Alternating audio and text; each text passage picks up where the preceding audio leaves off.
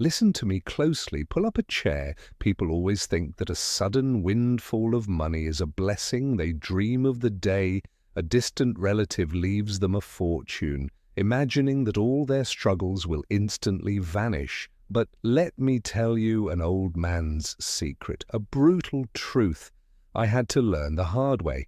Money, especially unearned money, does not fix things. It magnifies them.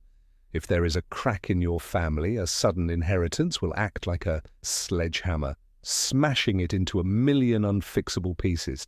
I want to tell you a story, not just about money, but about the financial markets, about greed, and about the devastating cost of a market crash on the human heart. It was late 2007. My father, a quiet man who lived simply, passed away. We were mourning, yes, but the real shock came weeks later during the reading of his will. My father, a former mechanic, had quietly invested in the stock market for 50 years. He never sold during the dips. He just kept buying solid, blue-chip companies. By the time he died, his portfolio was worth millions. My two brothers and my sister could not believe it. Their eyes widened. I could see the dollar signs flashing in their minds. But my father made me the sole executor, leaving strict instructions. He wanted the portfolio to remain invested, generating dividends for our children's futures. He knew the market. He understood the power of compound interest and the danger of emotional selling. But my siblings did not care about dividends. They wanted the principal. They wanted to cash out immediately. My sister wanted a massive house. My brothers wanted luxury cars and exotic vacations. They demanded I liquidate the entire portfolio. I tried to explain the market to them. I told them about the dot-com bubble, how I watched friends lose everything because they bought high and sold low, driven by pure emotion. I tried to make them see that liquidating a massive portfolio all at once, taking the massive tax hit, was financial suicide, but you cannot reason with greed. Greed is a blinding disease. The argument started small, a passive-aggressive comment at dinner, a tense phone call.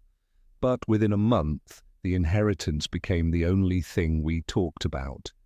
They stopped asking how I was doing. They stopped visiting my home. I was no longer their brother. I was the obstacle, standing between them and their sudden wealth.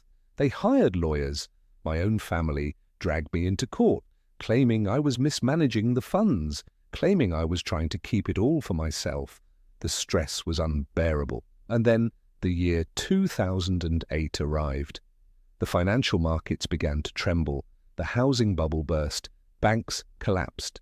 The stock market, where my father had built his life's work, began a terrifying freefall. Week after week, the portfolio bled. Hundreds of thousands of dollars evaporated into thin air. My siblings panicked.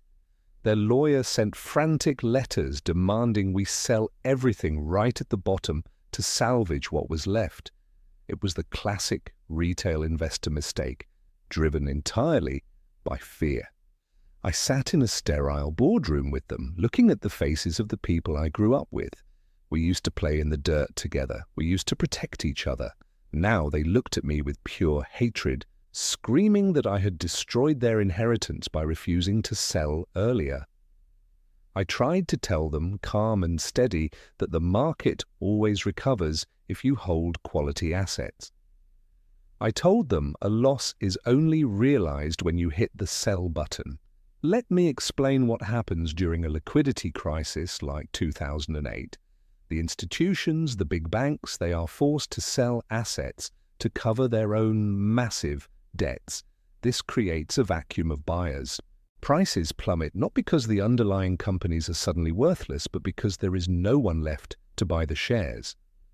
My father's portfolio contained companies that made toothpaste, tractors, and railroads.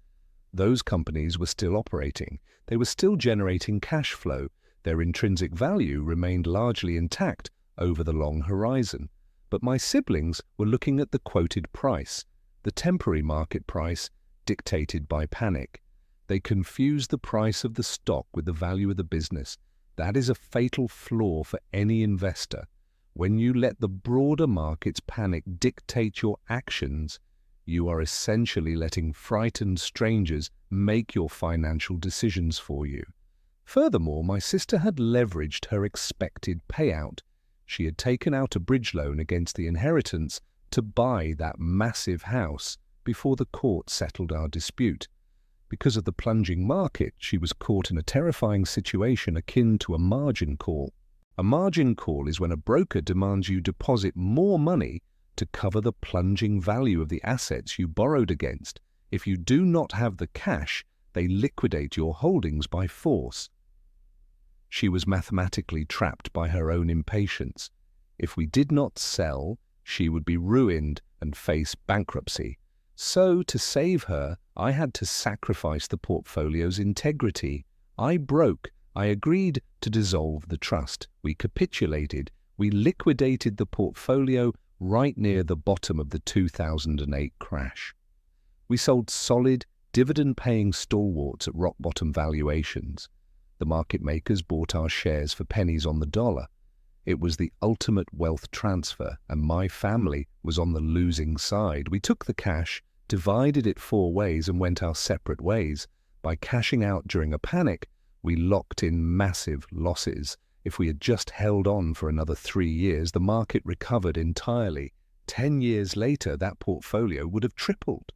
But the financial loss was nothing compared to the true cost. After the checks were cut, my siblings stopped speaking to me. The money they took was spent recklessly. My sister bought her mansion, could not afford the property taxes and the loan interest, and eventually lost it.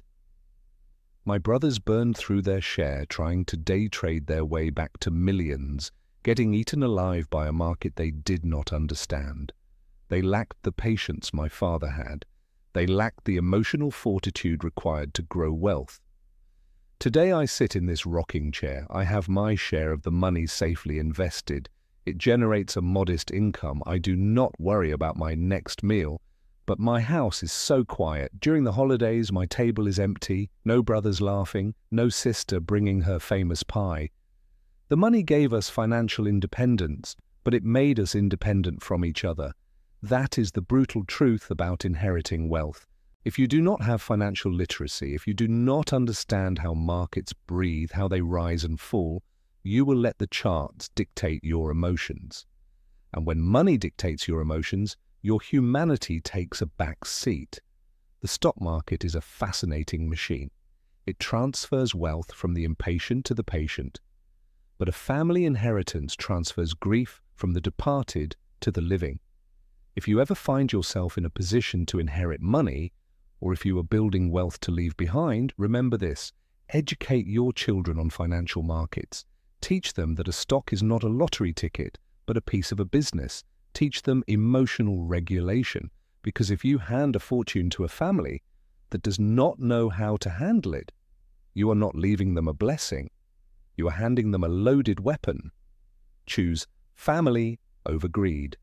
Understand the market, but never let it buy your soul.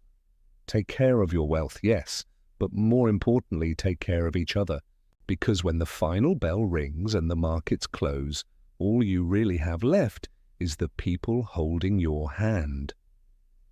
If you found some wisdom in an old man's story, I ask that you subscribe and share this with someone who needs to hear it. Leave a comment below with your own experiences. Have you seen money change people? Let us talk about it. Until next time, take care of your finances and take care of each other.